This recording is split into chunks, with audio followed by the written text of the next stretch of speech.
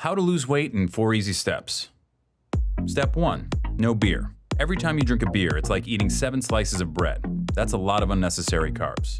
Step 2, portion control. When eating out at a restaurant, cut your meal in half and ask for a takeout container to save the rest for later. Step 3,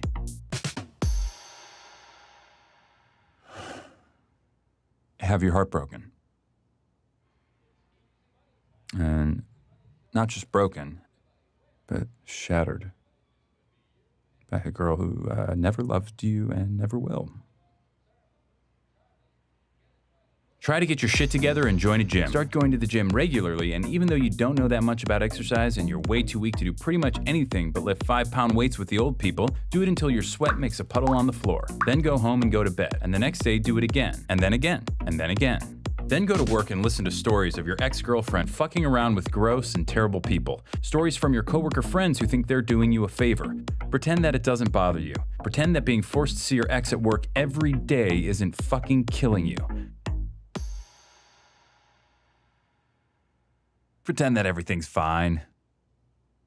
Go to the gym and make more puddles of sweat. Buy books. Learn about different muscle groups and how they work together. Plan out your week of meals. Try to forget her. Back to the gym, more puddles of sweat. You're a piece of shit. You are a piece of shit. You are a piece of shit. After the gym one night, go all the way up to the top of the parking garage and walk all the way to the back. Look out at the lights of the skyscrapers of downtown and think about how every single one of those office lights represents a person. Try to imagine how they feel, what they're doing. Then realize that most of those lights are probably shining into offices with no one in them. Realize you're alone, that you're staring at no one. Become cripplingly depressed and try to locate your car. Go to sleep, go back to work, go to the gym, sweat, freak the fuck out on your ex. The next day, apologize. One day, she wears the necklace you bought her and tells you that she got it from someone really special. That night, you discover that Slayer's Angel of Death might be the perfect song to do squats to.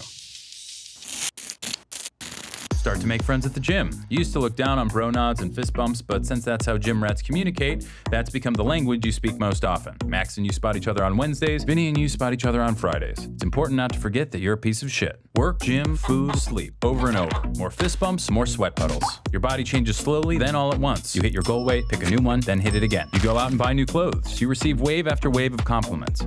Your ex tells you that she's seeing someone else. Fucking bullshit. That night you go to the gym. You run farther and lift more than you thought your body was capable of. You go home and eat a single chicken breast and steamed vegetables. You go to sleep. You dream of a bottomless black puddle. No. No.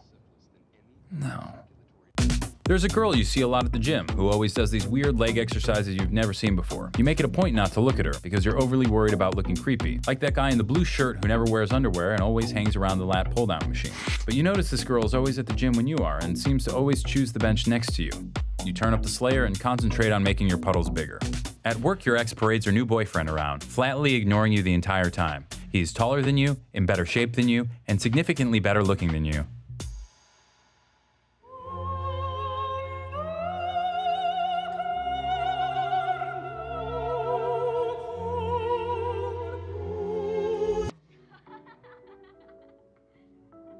Fucking bullshit.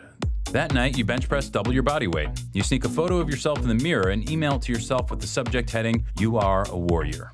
The next day, you are more disgusted with yourself than you've ever been, and you delete it immediately. You make puddle after puddle after puddle and eat single chicken breasts and work and sleep over and over and over and over and over and over. And then something different happens. A night comes when you're not the last person in the gym. It's you and the girl who does the weird leg exercises. You end up walking out at the same time. Her name is Melissa and she works close by. She asks you out to dinner on Friday, promising it'll be healthy. The leg exercises are pivoting curtsy lunges. You start seeing Melissa a lot, both inside the gym and out. You add a couple cheat days to your week. You start getting a lot less sleep. Your ex calls you late at night, but you don't answer. One night, you're walking Melissa to her car, and she says she wants to show you something special. You both stand there in the dark, looking out over the lights of downtown. "Isn't it pretty?" she says, "with all those lights?" You tell her that you think it is, but it also makes you feel sad. All those lights mean nothing. They're just shining into cold, lonely offices with nobody in them. But Melissa tells you that each light is an empty office, but they're only empty because the people have all gone home for the day. Each one's a person who's at home, happy with the one they love.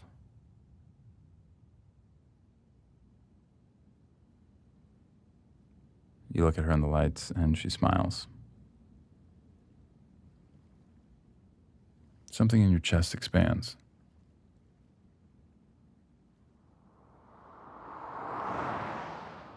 Late one Sunday afternoon, you're writing out your rent check and realize it's been exactly a year since you started working out. You think of all those miles you've run, those pounds you've lifted, and chicken you've eaten, and puddles you've made, and it doesn't seem that bad. You realize that it's not about hitting a goal weight or lifting weights.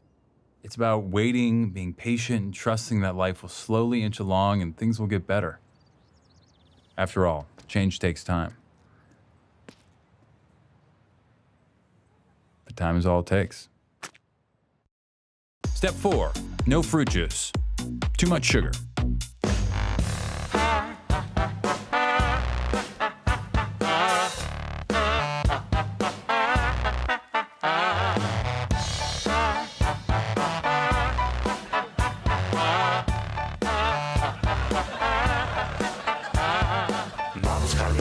Ella llega enero, cuida bien tu planta, crea con esmero, enciende tu pipa, aluma tu tripa, acrecienta tu conciencia, fuma tu plantita. Por eso baila sin control de tu mente crítica, percibe la realidad como mágica.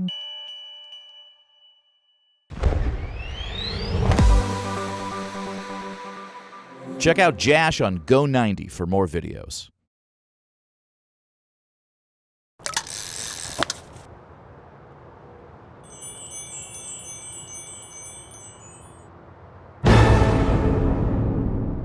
I need bait, mate. Gross. Do you have to sit so close to me? Gonna spook my crappies. A lot of poo-poo in my crappies.